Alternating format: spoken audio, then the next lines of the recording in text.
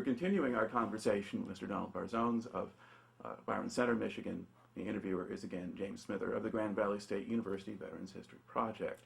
Now, we had gotten to a point in your story where you had been shot down over Germany, fished out of the Rhine, been taken by the German police, and then turned over to the Wehrmacht and then the Luftwaffe. You were just being held at this point in the town, and a bombing raid begins, and they take you out of your cell and into a bomb shelter. All right, and we got to pick up the story there. Now, who was in there with you? Well, first of all, I have to just restate that I was not in a bomb shelter. Okay. We just went across the road and into another building. Oh, just into a building. Just a building. Now, all right. Apparently, this building was more bomb-proof than the one we were in, or okay. something. I'm not exactly sure, except that we went down into the basement, mm-hmm. or maybe this one didn't have a basement. I don't know why they mm-hmm. took me over there. Right. But then, when we were in there, and there were many people in there, and I suppose they were employees mm-hmm. of whatever was there. I don't know. I didn't feel very comfortable because I had the German guard there, and yesterday I dropped all these bombs on these. We really didn't drop them. We got shot down before we dropped our bombs. Mm-hmm. But anyhow, the Air Force dropped the bombs there, and here again, I was nervous about the crowd. I wasn't. Mm-hmm. I didn't worry about my guard. He was a very nice guy as far as I was concerned. And but I'm always concerned about the crowd, what they might do. Now, did they know who you were? I have no idea. I mean, there was no discussion at all there. All right. And when they started bombing that place, first of all, I don't know what that place was. Mm-hmm. I wish I did, because I was in that AIDS center or mm-hmm. hospital, whatever it was, and I can't quite figure out, why are they bombing this? Mm-hmm. So it must have been something else, or the bombs were spread out or something. I don't know why they were bombing it. Anyhow, being down in the basement, the bombs start coming down, and it was just absolutely devastating mm-hmm. on the concussions of the bombs, and although they were concrete walls, mm-hmm. when they were hit, it felt almost like rubber. The walls would actually move like rubber, and also they dropped incendiary bombs, and because the incendiary bombs came down where we were, mm-hmm. they came through the vent window down into the area where we were, mm-hmm. and were burning. This phosphorus was burning, mm-hmm. And the Germans obviously had gone through this before. They knew all about it, and they said, "Sand, sand, sand." They had to get sand to put mm-hmm. over those bombs, and they did it with just routine. Yeah. But I would have, of course, me being new to being bombed, I was scared out of my pants, and mm-hmm. and then after the bombing, my guard took me out, and we walked over to the road. And the first thing he did when the first car came down, he flagged it down. Mm-hmm. And there was a German officer in there. And he went and he said something to him. Of course, I don't know what. He says, "Okay, come on, get in." I got in the car, and we rode out of the area. And obviously the bombing was over, so they went back to normal living. And we went to I believe it was Frankfurt. And we got out of the car and we went into a restaurant and had our lunch. Mm-hmm. And our lunch was potato soup and a beer. Mm-hmm. He bought me a beer too. So that this must be real German because I suppose beer is like coffee or something. Pretty much. Yeah. So anyhow, that was enjoyable, and then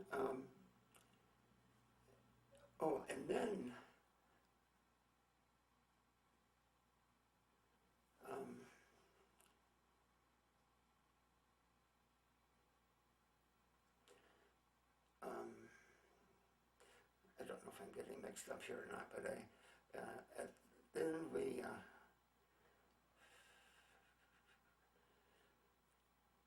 I think we went to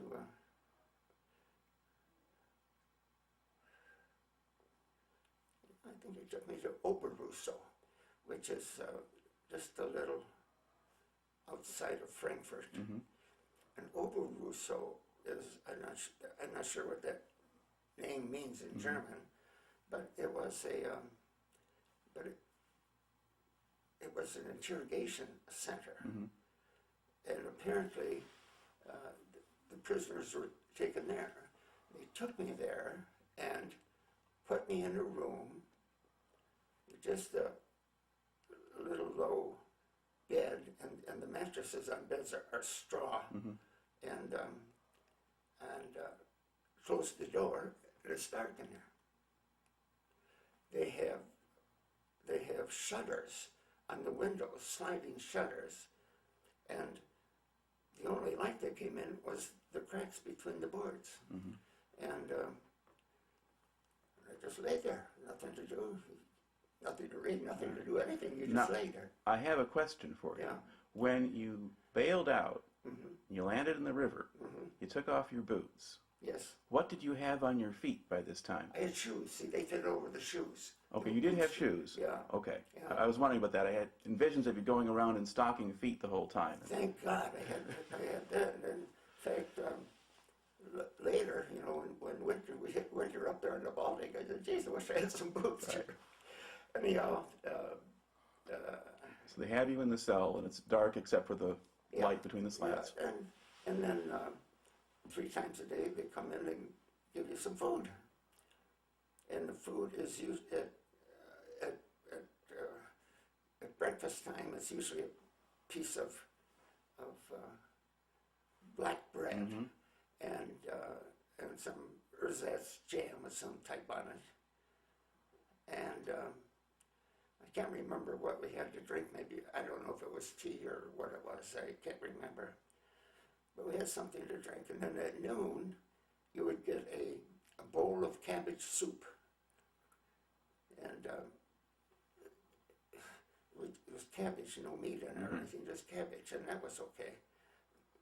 Getting hungry about this time anyhow. And then in the evening, you know, I can't remember exactly what we had there, but normally it's just a piece of black bread and water, and that's it. And but nobody talks to you. And next day, same thing. Nobody talks to you. You lay there in the dark.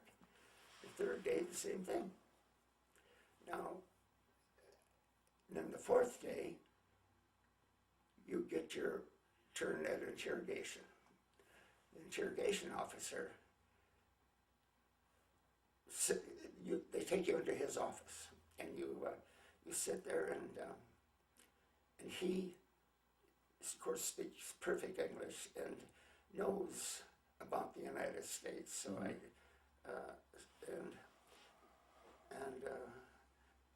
apparently has been doing this for a long time, because you get in there and you sit down, and he's very, very kind, and you have a cigarette, and no, I don't want a cigarette. I don't want to be chums with him at all. And so then start talking. I can't remember much of the small talk, but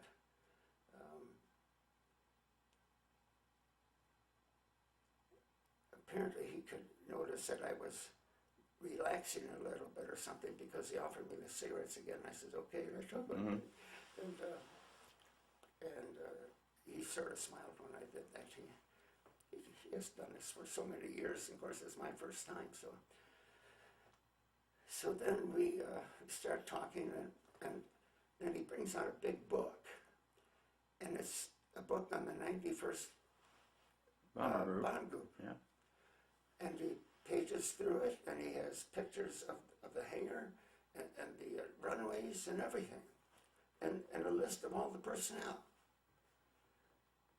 And he said, before that he was trying to get me to say where I was and what I belonged to and everything, and I just said I'm in the Air Force of the Air Corps of the United States, and I was shot down on a bombing mission here, and then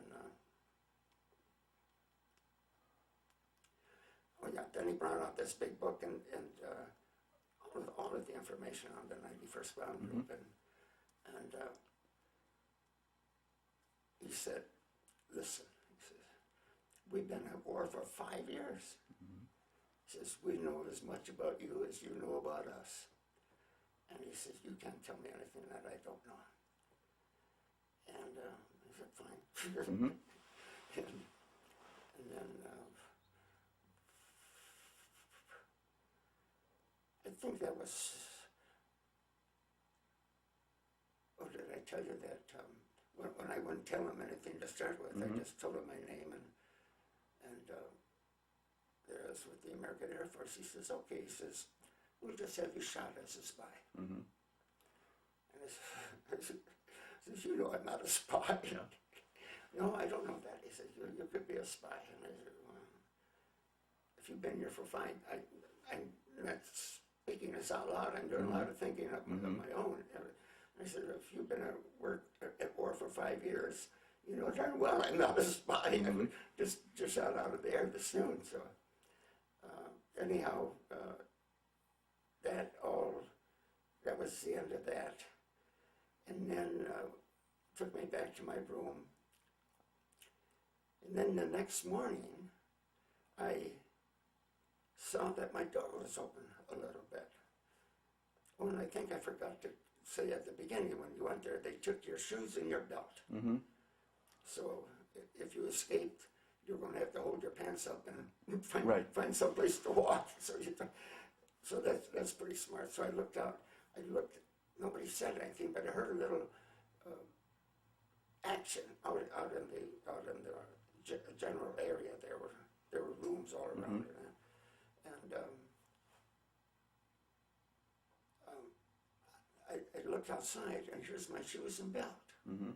Nobody said anything to me, but if they were there, they were meant for me to put on, so I put them back on. And then the people started gathering out in the central area, other prisoners and guards. And no one said anything to me, but I said, if they're there, I'm going to go there, because that's getting out of this place. And I think back today that if I only knew what the Germans were doing over there as far as gassing people and killing them, and I don't think I would have got into a line unless I knew where it was going. Right. But of course, being ignorant of that, I just got in line and said, fine, we're getting out of here. So that's when they took us over to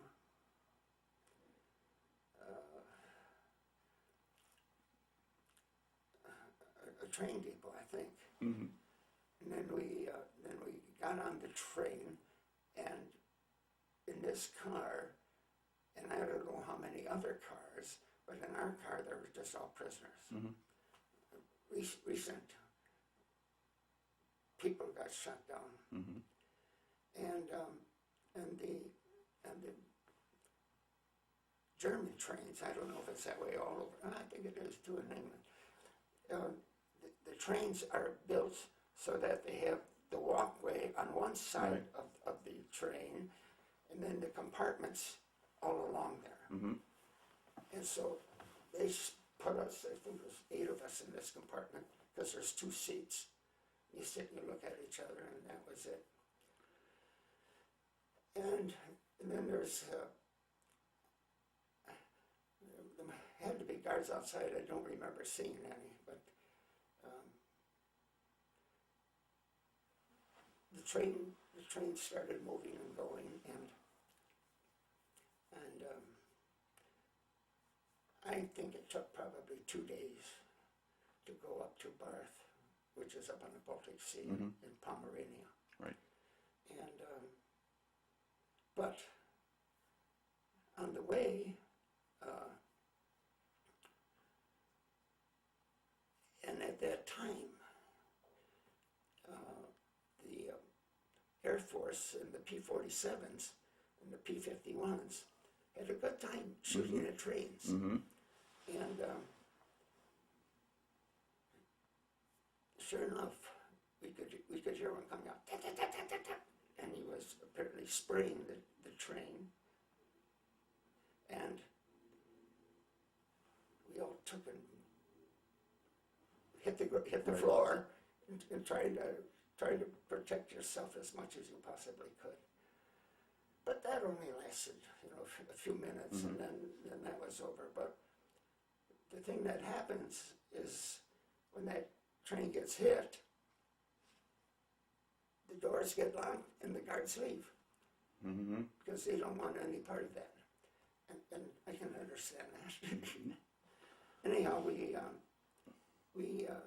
got up to Barth, which is where Stalag Luft 1 was, and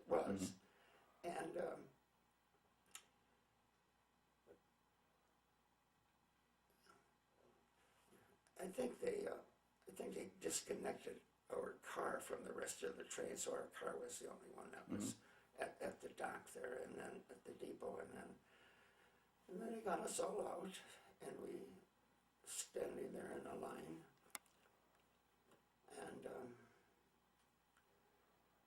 a German officer comes up, and I can't really remember what he said or anything, but from there on, we could see the city of Barth, because Barth had this, I'll call it a cathedral, or a church of some kind, or monastery. Church of some type, and you could always, there was a significant identification of Barth. And so we saw that, but then they didn't take us there, they took us away from there and into the barracks area of the prison. And I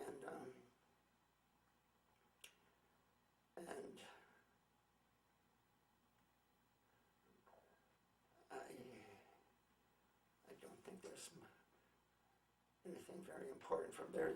You're assigned to a room, a barracks and a room, and the room, our room at that time, had 14 prisoners in it, and they had double bunks, and the room was about 14 by 20. So you were kind of cozy in there, and but at least by this time you felt sort of secure getting there after all of this havoc coming down, and to getting there, you sort of felt secure. And the prisoners who, now this part of the prison camp was being built at this time. This was a new barracks that we went into. And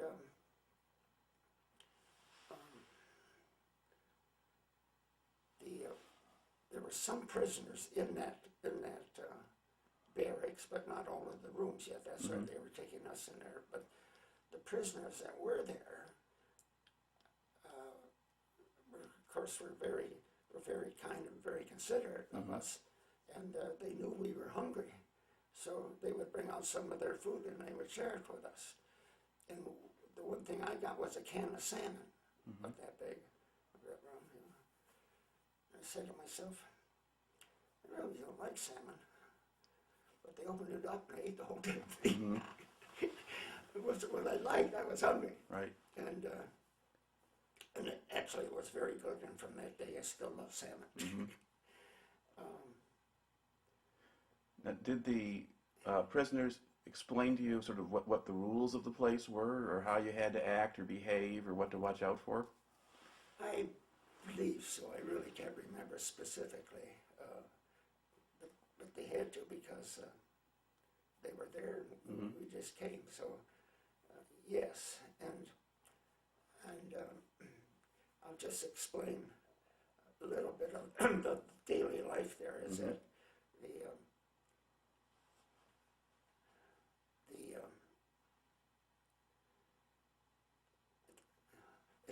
at least once a day, maybe a horse-drawn wagon was driven into our compound, and on it were big piles of potatoes or rutabagas and water, and they had special little they must have been for the field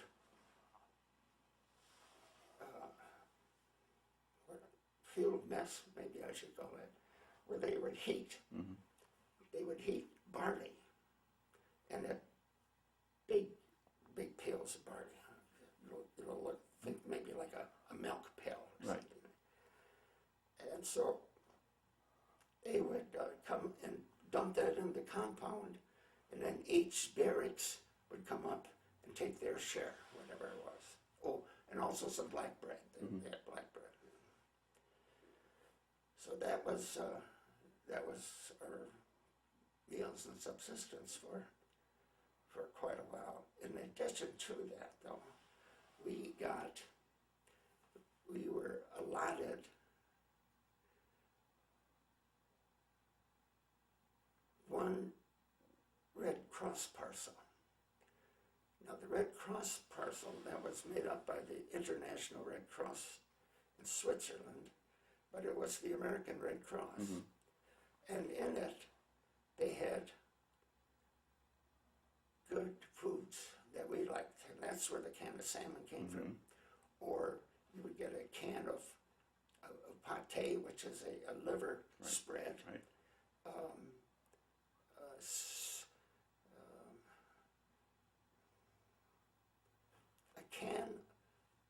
A big can of oleomargarine.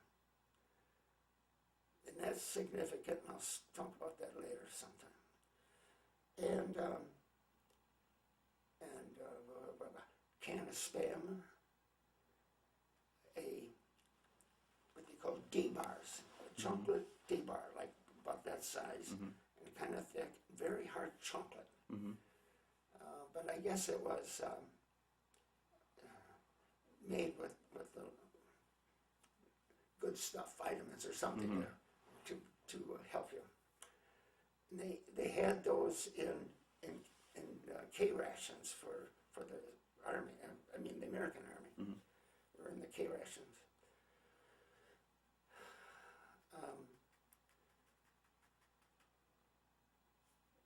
You were supposed to get one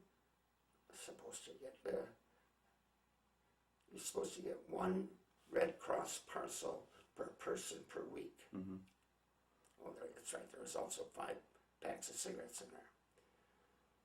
Cigarettes became very important because that was your money. And see, I better not get off track here.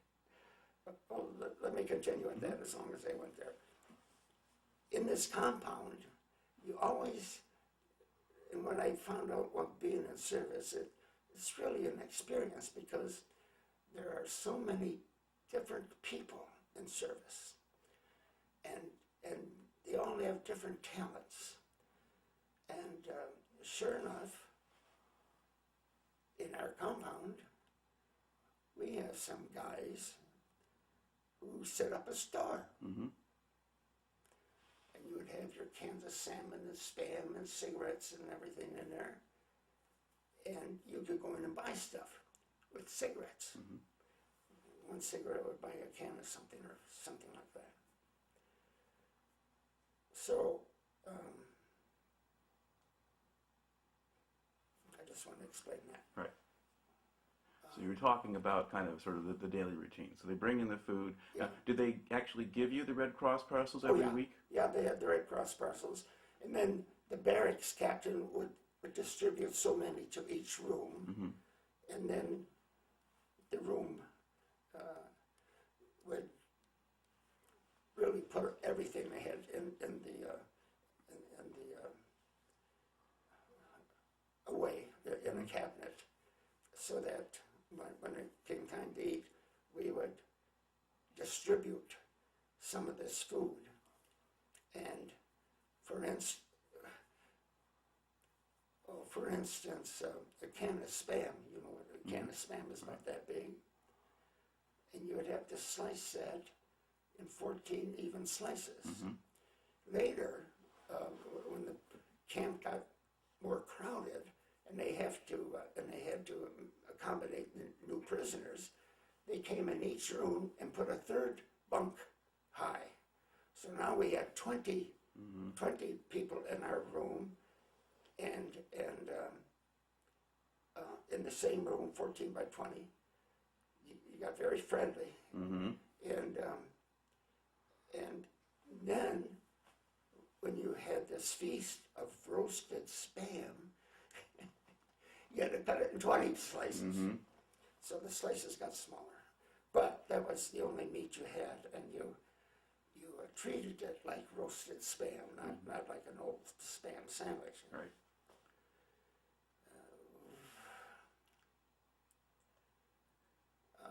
Anyhow, then your meals were, this was supplemented the German rations, Right. which were very, very scarce. If you had to live on German rations, you wouldn't live too long. And we experienced that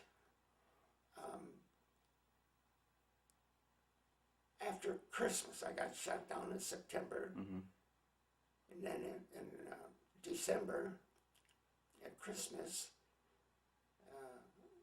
we had a gorgeous meal, and the main entree was roasted Spam. And and then about that time, they stopped giving us potatoes too. I don't know if they probably ran out of them, I don't know. And but then we got rutabagas. And there were great big rutabagas like that, and some of the men in the camp apparently are farmers or knew about farming, and they said usually you feed these to cattle. Right. But we were just happy to get them. And from Christmas to Easter, the Red Cross parcels got spread out farther and farther. And instead of getting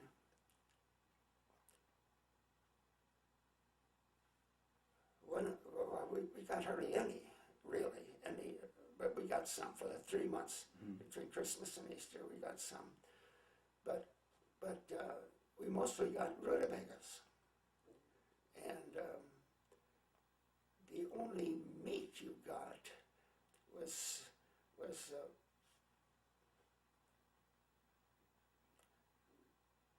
you say it was horse meat, and of course the stories go around, and he said it was when a horse gets killed at the front, they bring it in here and feed it to the prisoners. Right. So we don't know about that, except that was the only meat you had, and it was very, very little of that. There was one day, I know that we got some meat, and we don't know what it was, but I'll tell you another thing. Over the way you cooked and kept warm in your room was there was a stove, a coal stove or a wood stove, about probably that long and that wide, sort of a narrow one, and and then you would get a ration of coal briquettes a day. They would come through until your allotment is 10 today or something, whatever it was. And so you use that to keep warm. But number one, to cook. That's the only way you could cook anything. So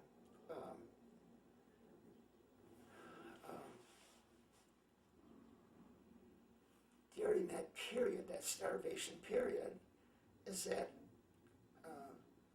we got so hungry that when we boiled the rutabagas, we decided that nothing is going to go to waste. So when you took the rutabagas out of the water, we then drank the water, thinking that maybe there's some minerals or some vitamins or some good in the water. Rather than throwing it out on the ground, we drank it.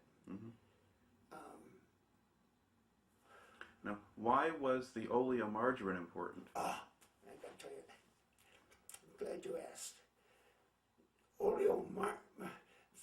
In our barracks, there were no lights. I guess there was one light with a pull chain. Right. In this big room, and then at night, you had to close the shutters on the windows. You could not have them open. So we're sitting in the dark. So somebody, again, figured out that if they took their belt and cut a piece off of it, we have web belts, is what they were, a GI belt was it, stick it in the oleomargarine and light it, you would have a lamp. So that's what we had for light at night, was burning the oleomargarine. Okay. Now, what sort of contact or interaction did you have with the German guards? The German guards would come in generally at roll call. Every morning you had roll call. Everyone had to get out of the barracks, and they would line up, and then the guards would count. And then they would report to the commandant there, 100 Schweinesorte, and if they were off, then you had to stand there and they had to recount and check the barracks. We always left a barracks guard in there. Now, you left the barracks guard in there for two reasons. He could usually speak German, and when the guard came in, they became a little friendly, and they would barter with the German guard about getting something, whatever it was that you wanted to get. And here again, I think the mode of payment was cigarettes. Could have been food from the parcels. Right. And then that exchange would happen, and that's how you got different things in your barracks and rooms that were not GI issue. Okay. Now, how was the health of the men in the camp? Were men getting sick or having problems? I would say generally that the health was okay. What happened to me, though, was soon after Christmas. I can't remember exactly when it was. I had a very sore throat, so I went on sick call, and the doctor, sick call was a British doctor. He was a prisoner also. There were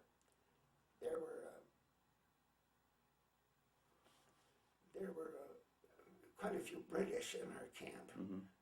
They were probably there first because they were fighting a lot longer than we were. And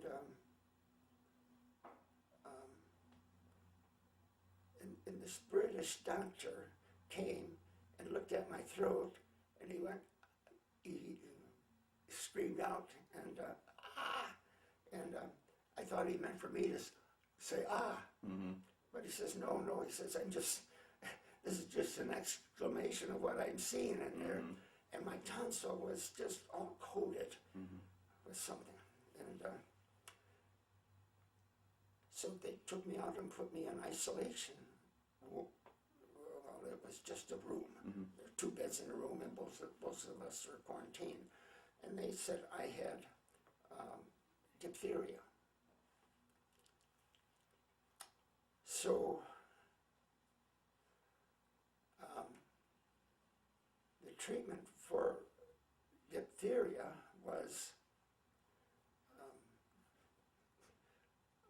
I call it diphtheria serum or whatever it is.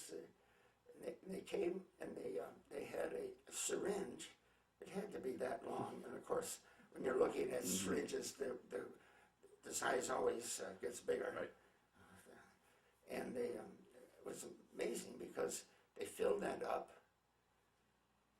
and in my butt they squeezed the whole thing, and then left the needle in and unscrewed the reservoir and got it filled up again and screwed it back on and gave it to me again. Wow.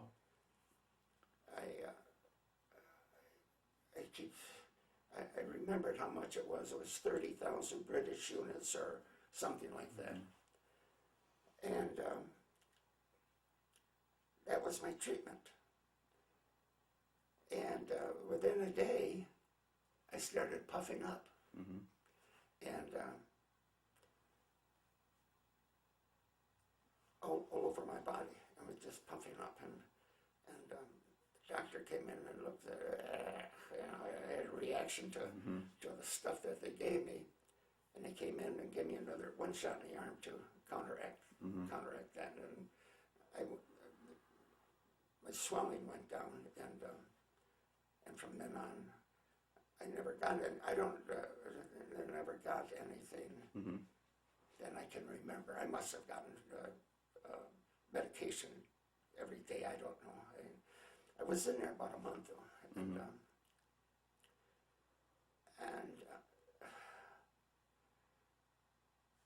then when I went back to the barracks, they gave me a very wonderful thing. It was a can of cod liver oil.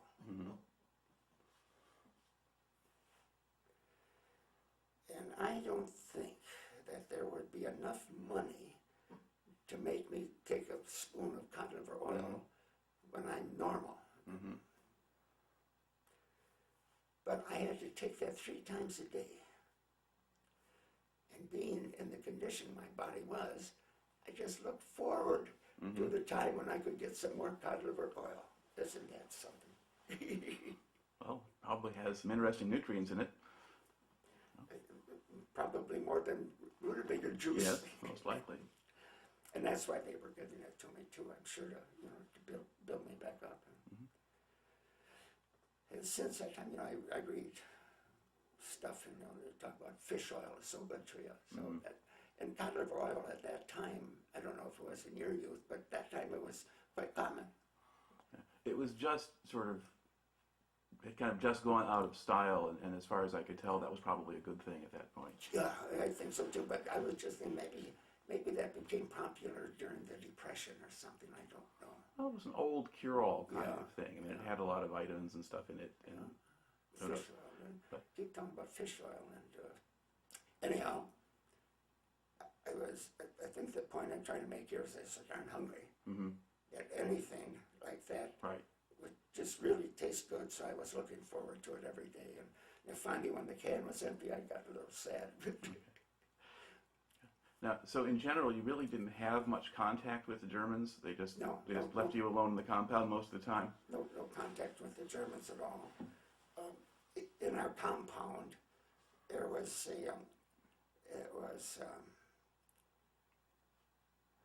I'm going to guess, and I heard this someplace, and about 10 acres was our compound.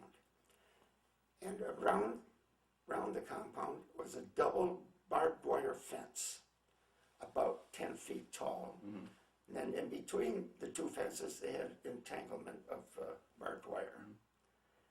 And then on the inside part of the wall, 20 feet from the inside of the barbed wire, they had one single strand of barbed wire,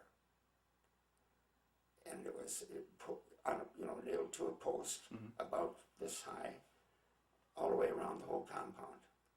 And the reason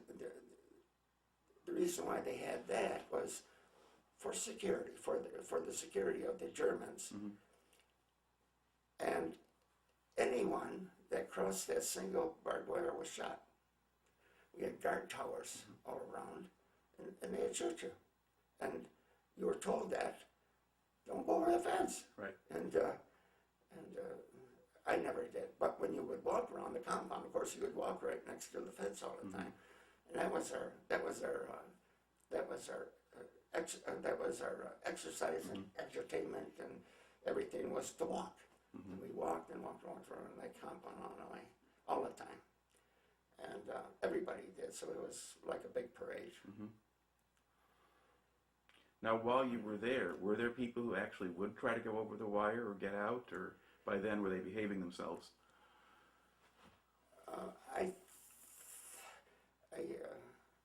I would guess that they're behaving themselves more now. I have no idea what it was earlier in the war. Well, I do too.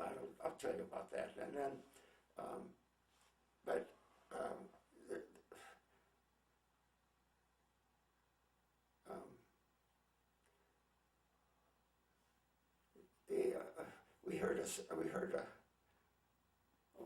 we heard one story.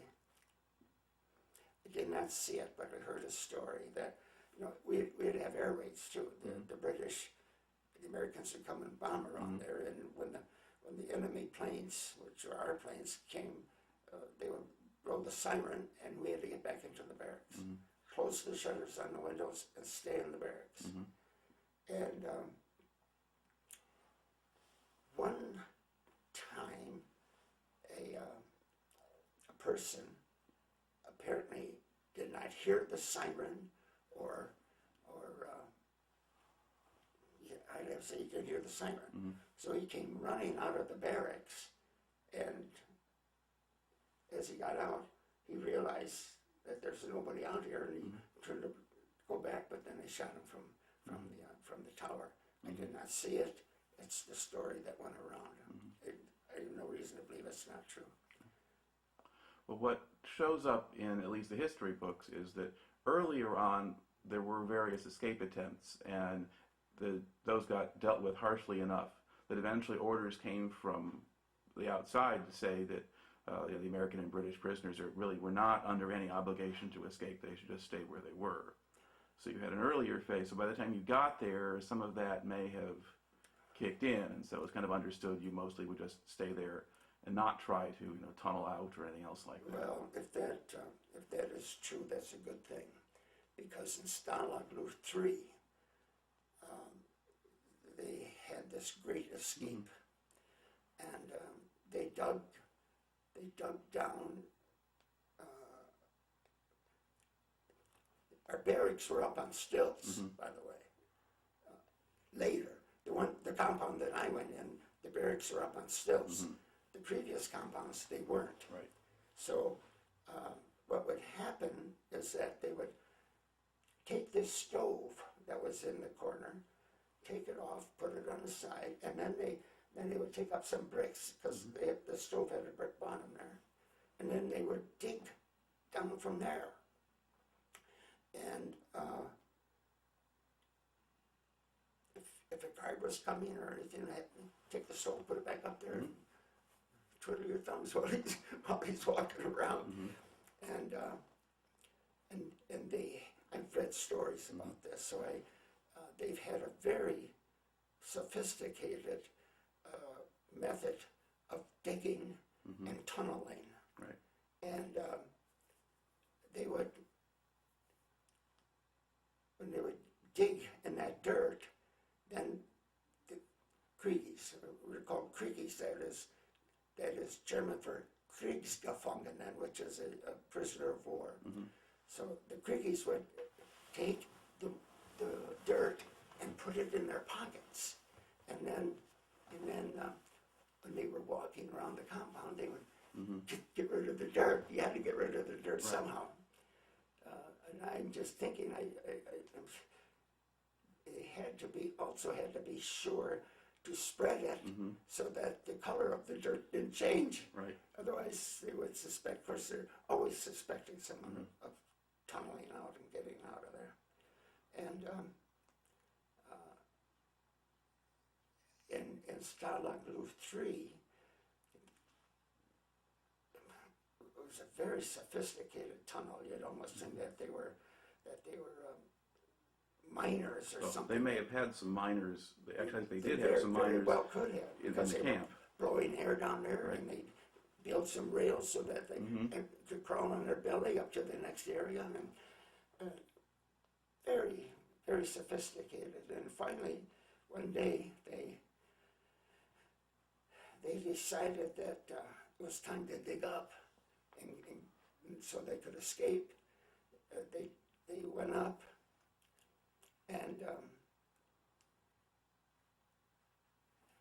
I have to sort of guess at this, but a tunnel that came up was not far enough away from the outside, so the Germans in fact saw it, and when all of the prisoners came down through the tunnel, came up and spread themselves out, all of a sudden they were all recaptured, and they were all shot. And I don't know. Yeah, well, they did, when they recaptured prisoners, I mean, they didn't always kill them, but they did often enough. And it was just hard enough for any of them to get out of Germany at all, that the Allied commanders decided that they didn't need to do that anymore. Yeah. So, but as far as you can tell, the time that you were in the camp that you were in, there were not any organized efforts to escape or things like that. You were just waiting. Not with me. Not with me. And anyone that was connected, of course, would be tight-lipped. You don't broadcast that to anybody. And Lorraine, would you mind getting my water, please? Oh, sure. Would you like some water? Oh, thank you. Okay. So you're there. Where are we? Well, okay, we've talked about different aspects of conditions in the camp. And so we've kind of covered the food supply, and that kind of goes down over the course of time. Now, aside from walking, what did you have? Did you have any kind of things for entertainment or recreation? Did you organize any kind of events or do things like that? Well, I went into the camp in September of '44. The invasion happened in June, and the Allied forces were getting closer and closer to Germany. In fact, when I got shot down, I guess they were at the German border. And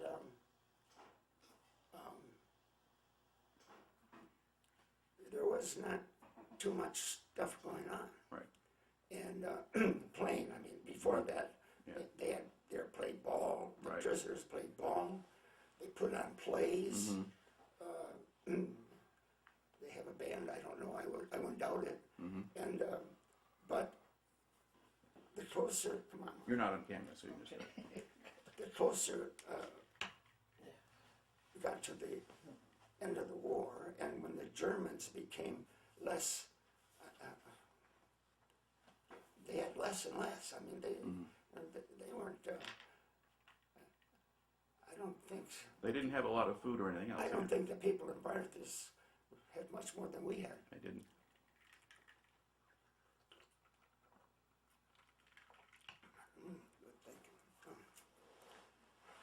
So there really wasn't a whole lot going on there anymore, that you weren't getting anything interesting coming in.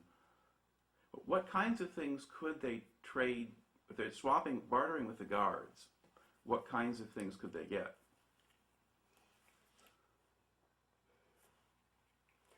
Well, I think one of the things that I remember was a radio. Mm-hmm. It was probably one of the most important things that they bartered for. Right. And I don't know, but I guess I have to guess if I was the German, I'd be smart. I wouldn't give them a whole radio. I'd give them part of a radio. Mm-hmm. And then give me some more food, then I'll give you another part of the radio. And I sort of think that's probably the way it went. I don't know. But, so we had a radio.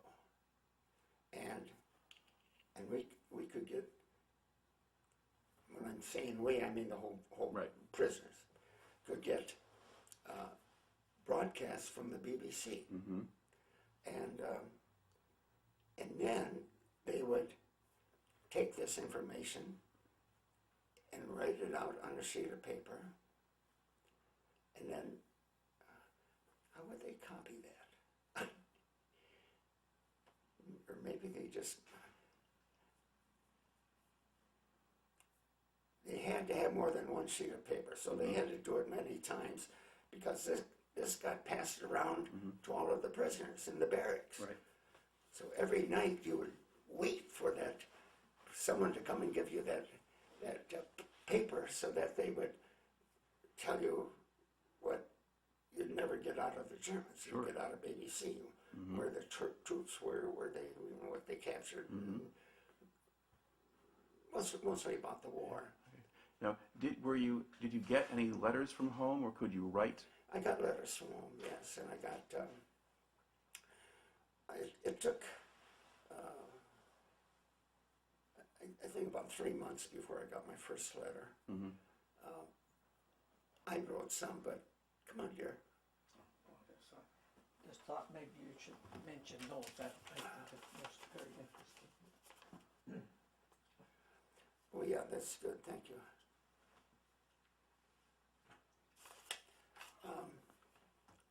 You said you did write home, but you maybe didn't write much or couldn't say much.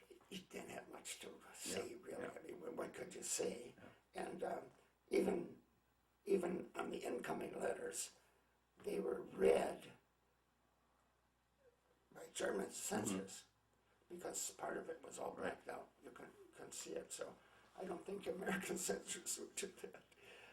But I wrote a few letters home, but they never got any of them. Mm-hmm. An interesting thing, I don't know if you've heard of this before, but at that time, when you first became a prisoner, you had a chance to send a message home, and you send that message home by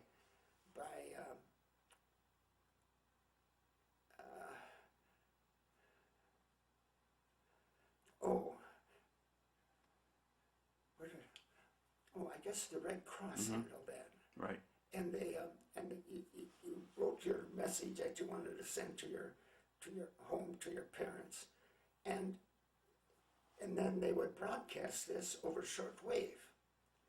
And there are a lot of shortwave, what do you call them? People So ham radio operators? Or? Ham on the East Coast. Mm-hmm. And they would pick up these messages and notify the families of, this is what we heard last night, and this is what we got. And I got some of those yet, and they're kind of interesting. And then they would also write a letter, to your parents. This is what I heard, and your son might be a prisoner of war. So that was interesting. All right. Now, were there other details there, or other parts of the prisoner story, or whatever that putting you there? Yeah, this when you first became a prisoner, they would give you a bowl, about like that, a cup, and a knife, fork, and spoon. Mm-hmm. Knife, fork, and spoon being, the normal tableware that you have here. And that was it. But again, different people as prisoners, they figured out that that wasn't enough.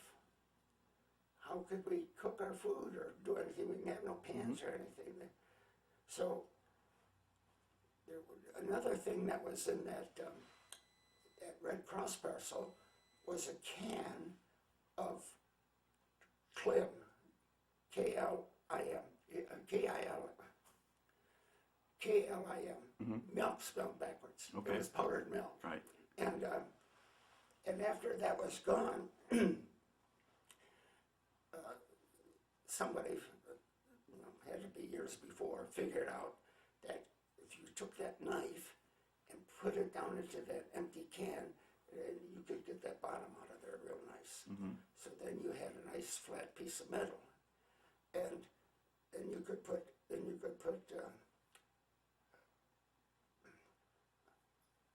I'll just say that you could put, they made it so that you could put it together. They would take one end and bend it up, and this one bend it up. They put them together, and then put pressure on them, and you end up with a sheet of metal from cans. Right. And then they would turn up the edges, and you had a pan. So that's how you cook your food. Okay. Now, were you able to do things like shave? Did you have razors or anything like that? No.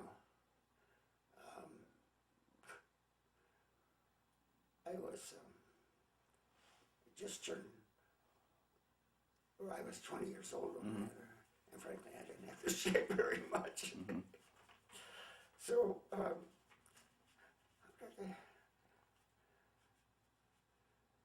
can't tell you. I don't Well, remember. did the men around you grow beards and things, or No. so somehow somebody was able to shave if they needed to? Yeah. Okay. Yeah. So that was an interest of mine. I don't know about it. I just don't even remember seeing safety razors, so I don't know. Had to have it. Yeah. But if the Germans were letting you have metal things and knives and forks and spoons and so forth, maybe they weren't too worried about your having sharp objects or things like that, or... Well, they were, because, again, it didn't take prisoners very long to know that if you rub that knife on a rock, you can make it nice and sharp and pointed, and it would become a lethal weapon. And so that's what they did. There's another thing here that, talking about the ingenuity of the prisoners. Our bunks were wood framed, and then the bed part was framed, but then to make a bottom, and it wasn't solid. You had 7 wood slats about that wide and long enough to fit into the bed. So, and then you had this strong ticking for a mattress. So what you'd have to do is to space those 7 slats so you wouldn't fall through. And some of the, not very many, but a few of the prisoners, I have some pictures, maybe it'd be interesting to see, would make different things from these slats. Well, I don't know if they stole them from other people's beds or their own, but they used these slats. And of course, what kind of instruments did you have? What kind of tools did you have? A knife, a fork, and a spoon. So they would take this knife, and they would take a rock, and they would make teeth in it. So now it became a saw. And you saw pieces out of this bed slat for the size and shape or anything that you wanted. You'd do that. And there's one man there, one boy there, that made a violin. I have a picture of that too, and I think it's in the museum now. Can you imagine that, making a violin? Well, he had a lot of time on his hands, I guess. Yeah, but how could it, with the limited tools and everything, I mean, it looks just like the store-bought violin. Okay. Well, this tape is about out. Have you pretty well covered most of what you can think of? Well,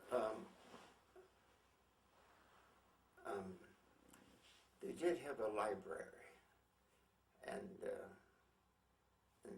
there were various books in the library. I don't recall. I didn't visit that very much. What else? That's about it. Okay. Now, as the war went on, and you're in the eastern part of Germany, the Soviets are getting closer and closer to you. Was there a point at which they made you all get up and leave the camp and move west, or did you stay there until the Soviets got there? That's interesting. We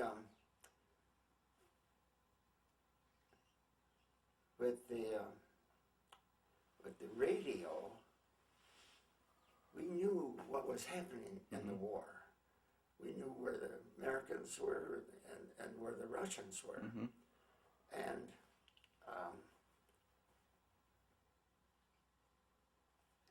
as the war went on, we knew we'd get some news and the Russians had advanced some more.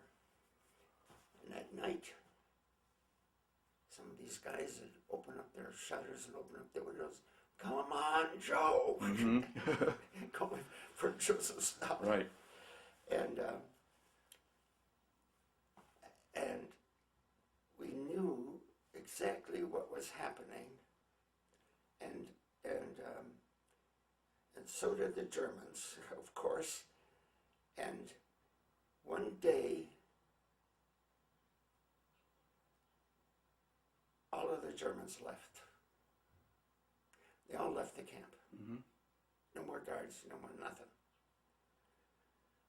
Guess what? Next day, Joe comes. The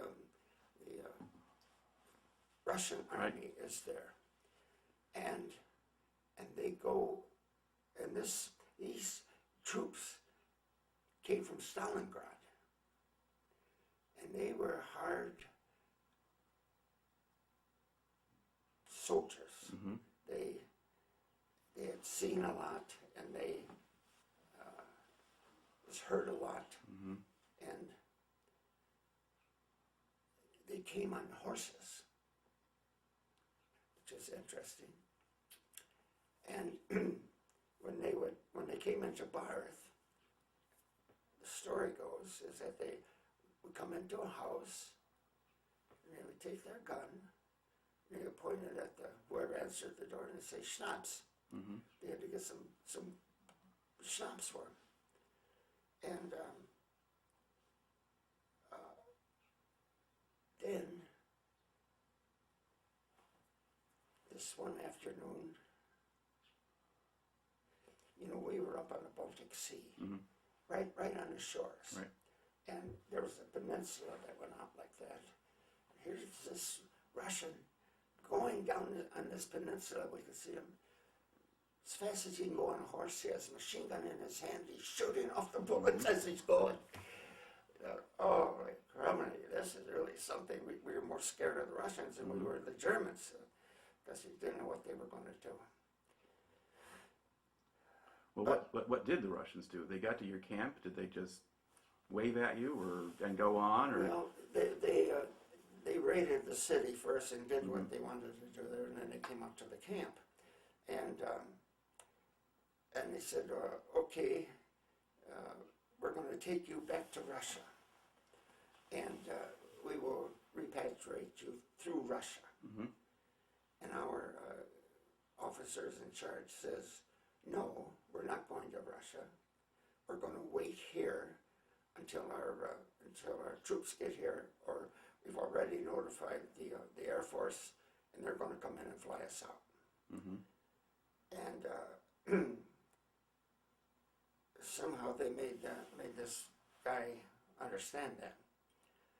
I'll tell you one other thing, though. What they did do for us is that a day or two after they came there, they put on what we call a USO show. And they sung and danced and everything, and it was amazing you'd see these Russians do that Russian dance, and they go like that and kick their feet out, and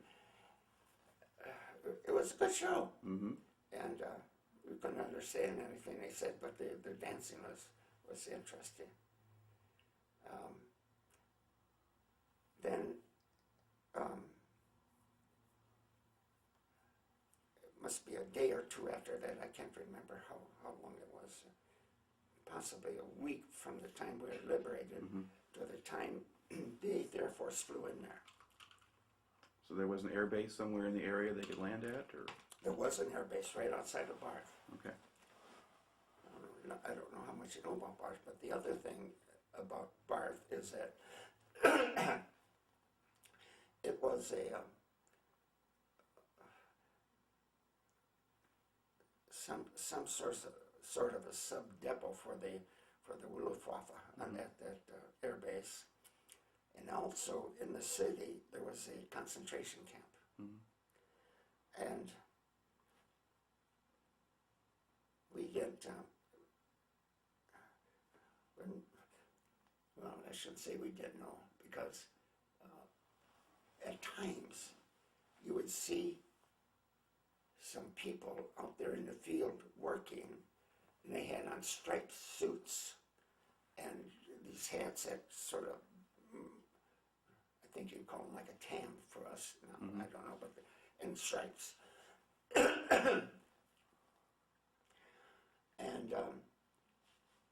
And they were hauling stuff out of the flak school. There was a flak school there, and airplane parts and things, and they take them, distribute them out in the fields so that I don't know why, but maybe to keep the prisoners, and So there were prisoners held in the town, and there were you guys outside of it. And I didn't really, they must have been, I don't know where they were held. Right. You know. but there was at least a labor camp in the area of some kind. Yeah. Well, there was, as I say, a concentration camp was right in the middle of the city, and when the Russians liberated us, our officers in charge went around, and they found in the city of Barth where prisoners were held in the basement of buildings, and they were chained to the wall, and some were dead and some were alive. And they released those that were dead, got rid of them, but then our officers made the Germans do this. The German civilians in the city. You get out and clean up that place. I mean, it is a stinking mess, and they made it there, and they knew it was there. And so they got them to clean it up with a bunch of cheers and yelling and whining, and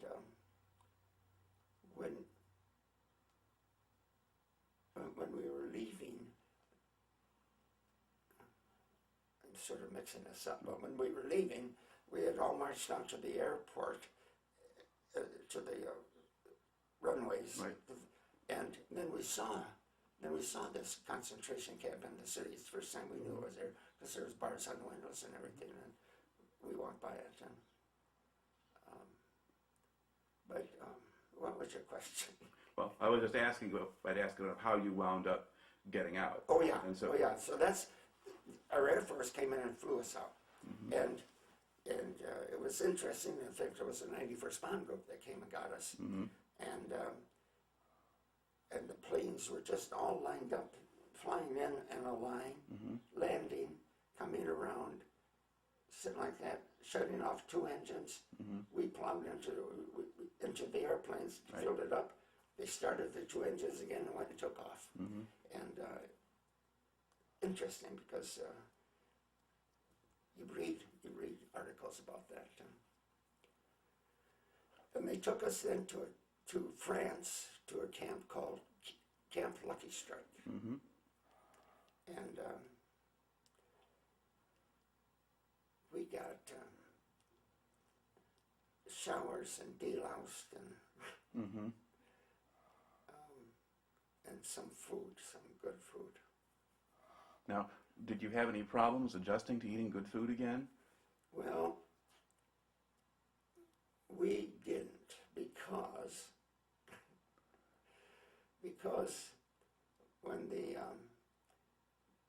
before the Russians came, somehow or other, we got a bunch of Red Cross parcels. Mm-hmm. And so we had a lot to eat. And we got sick. Mm-hmm. And the body wasn't used to that kind of food, Right. especially that much of it. So a whole bunch of us were sick. But that was about a 2-week period. Mm-hmm. And we were already on our way to recovery by the time we got to Lucky Strike. So Right. the good food there was fine. It didn't bother us. It bothered other people. When they brought you out and they took you to Lucky Strike, did anyone sort of debrief you? Did people ask you questions about your experience or anything like that at that time? Or they just brought you in there and They brought us in there, and then, as I remember, we had choices of going home, or you could go back to England mm-hmm. and go home from there. Right. And we decided that it was a couple of my friends, we'd go back to England. Mm-hmm. And one of the closest friends I had there was from New York, but his father was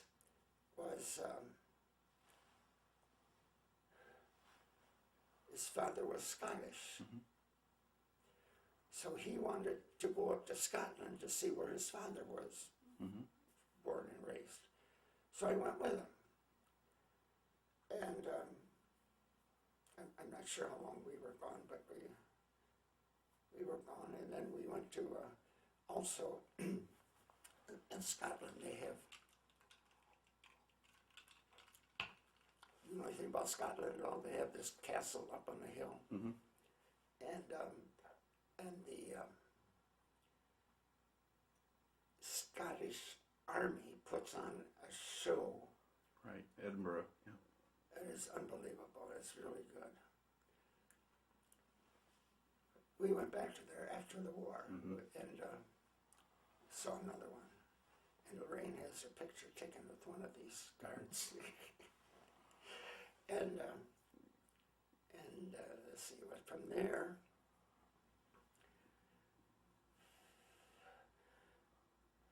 Where did we? Maybe we debarked from. Might have been Scotland. Did you take a ship home? Yeah. Okay. Yeah. I think it couldn't have been Scotland. It had to be. Well, you could have gone out of Glasgow because a lot of ships went out of but Glasgow. the whole troops, all of the troops weren't up there. Just a couple of us renegades. Right. So anyhow, we got back to London or wherever it was.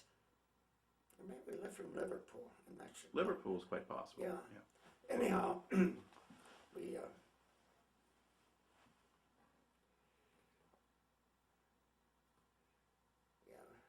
got on a ship to go home, and that was another nice. Yes, I'm just gonna pause that right there.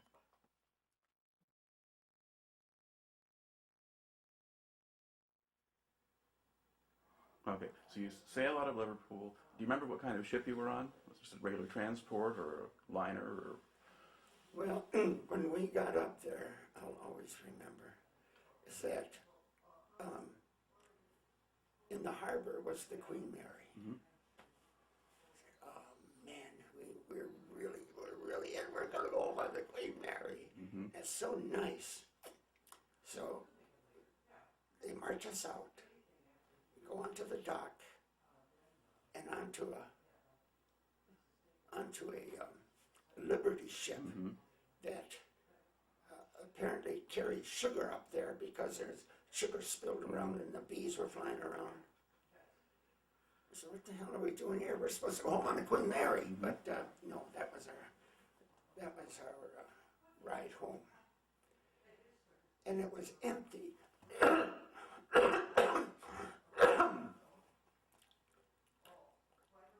It was empty, so it rode kind of high in the water. And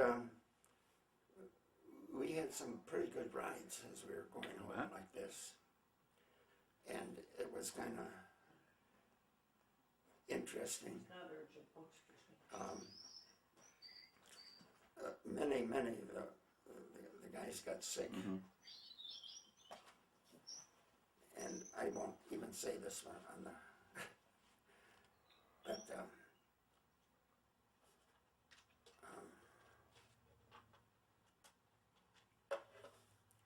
anyhow, our ride home was in this Liberty ship, an empty Liberty ship, and it was not a very nice ride home. But now, did they have bunks built into it, or just hammocks, or what was it? I really can't remember, but I think I don't know. I can't remember. But it was not the Queen Mary. No, it was not the Queen Mary, although she was in the harbor. Right. Now, do you remember where you landed in the U.S.? Yes, we landed in Boston.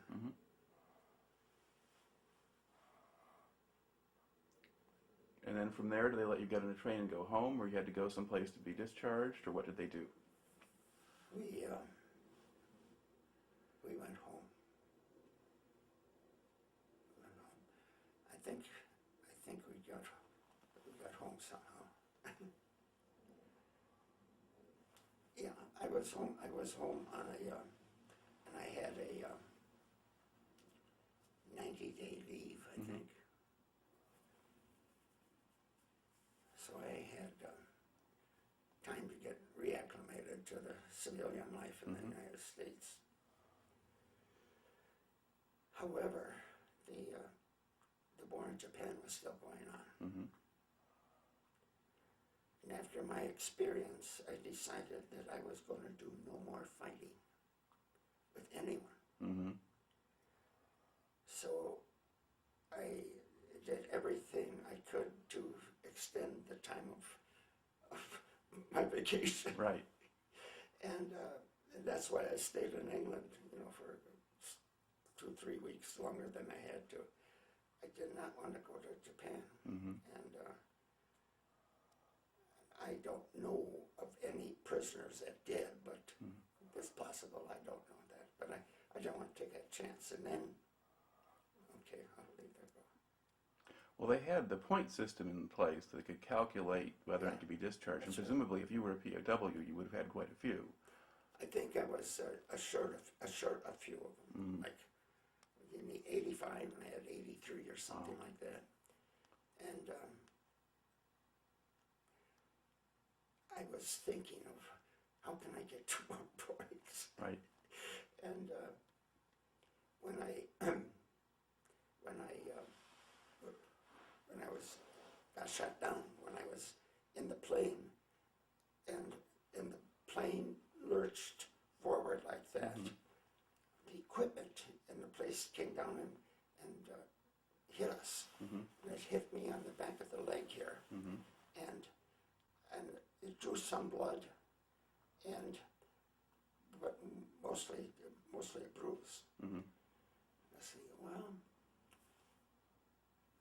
in order to get a Purple Heart, you have to shed some blood, and you get 5 points or something like that. So I was trying to figure out how can I get those points to get out of here. So, but I never did apply for it. I felt there was too many other guys that really deserved the Purple Heart. But now, did the war with Japan come to an end before you had to go back, so that took care of it, or? Yes, I was in. My home was in Racine, Wisconsin, and I was there. And one night I was I was out playing cards with the boys and drinking a little beer, and when it was time to go home, I started driving, and I wasn't driving too far, and all of a sudden this policeman is in back of me and Mm-hmm. pull over. I thought, oh my God, I didn't think I did anything wrong. But he comes over there and he says, quick, turn on your radio. He says, I think the war's over. so he got in my car and listened. Yeah, the war is over. Isn't that super? So it was kind of interesting. He wasn't worried how much beer I had. He just wanted to listen to the radio. Right. Now, once the war ended, did you still have to go and report someplace to be officially discharged, or could you just... Yes. No, as I say, I was on a long leave, and after that I had to go to North Carolina to get discharged. And I went there, and they took your history and everything, and got your discharge papers. Right. I think, yeah. All right. Now, once you're finally out, what do you wind up doing at that point? Do you go to college or go to work, or? Well, I first went on what was called 5220. 52 weeks, you got $20 unemployment. Right. And it wasn't a year. I don't know how much. Maybe it was 2620 or something. But I think they extended that. And so I fooled around, and I played golf, and I felt sorry for myself. So I spent all this time in the clink, and I'm going to enjoy myself a little bit. I'm not going to rush into work or anything as long as I can. I'm just going to enjoy myself. And there was a friend of mine that I went to high school with, and he was with Patton's Third Army, and he was home. So we sort of caroused around for a few weeks. After that,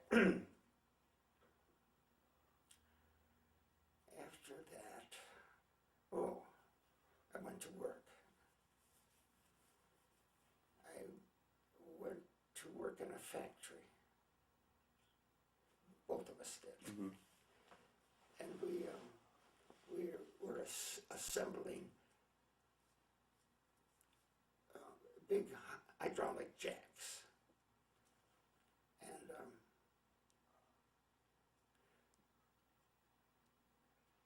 that was just something to do.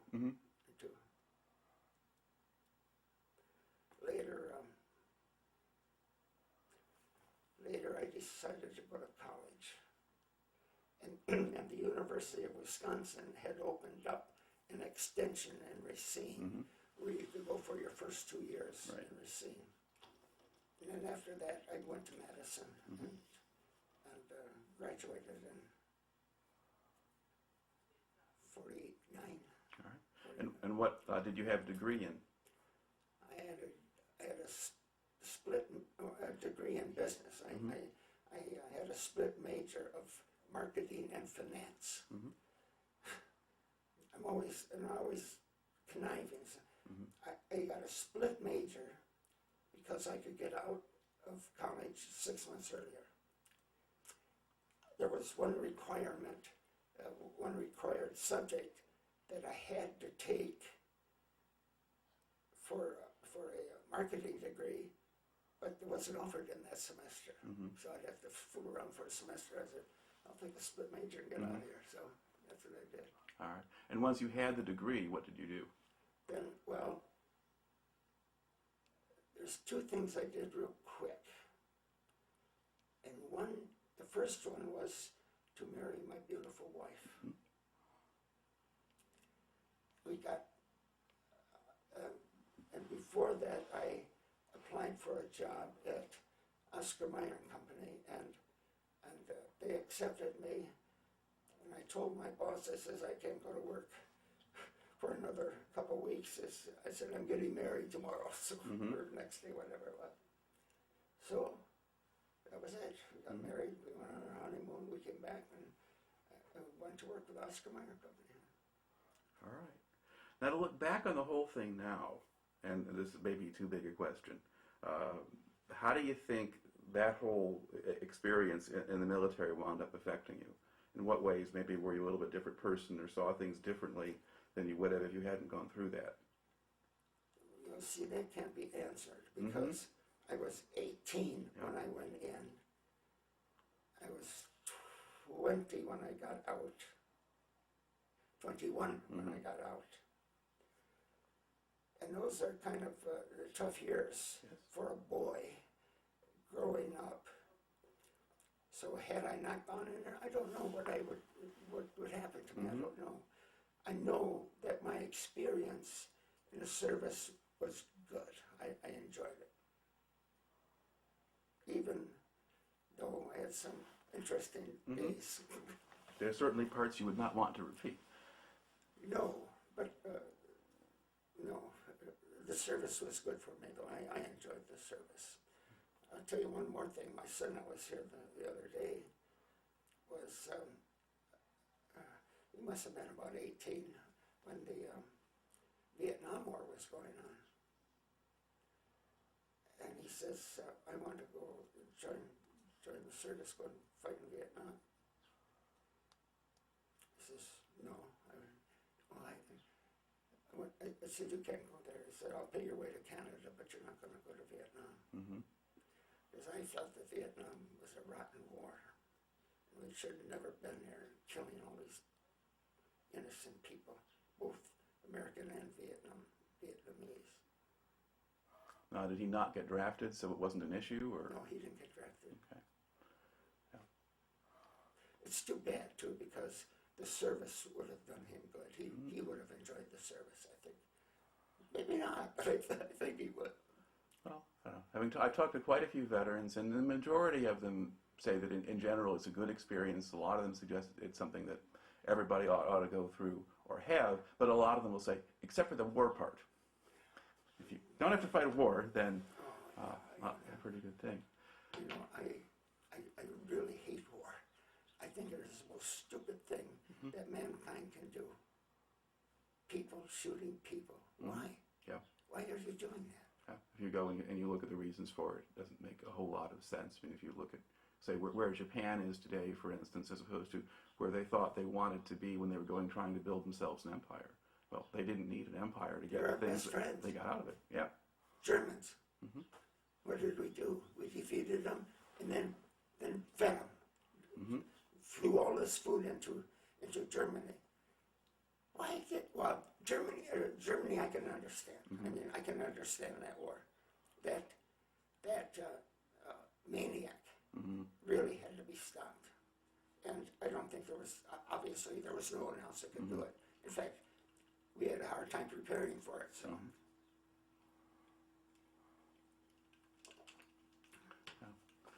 But I think war is stupid. Well, and one thing that you certainly learn when you talk to enough people who've been in them, and that is that it is really a pretty terrible thing, and you do your best to avoid it. And part of the point of this whole project, in a way, is to let people who really don't know anything about it understand, how bad it really is, and how much goes on beyond what makes it into the movies or other kinds of places. Well, I've been thinking that the best place I could have served this war was in the air. And the nice part about that is that you don't see the gory part of war. You don't have to take your rifle and point it at this young man's head just because he's using a different uniform or a different kind of helmet. I don't hate that guy. Why should I kill him? It doesn't make any sense to me. I wish, I hope, I really think Obama will get us out of this damn war mentality. We've been in it for so long. I don't know.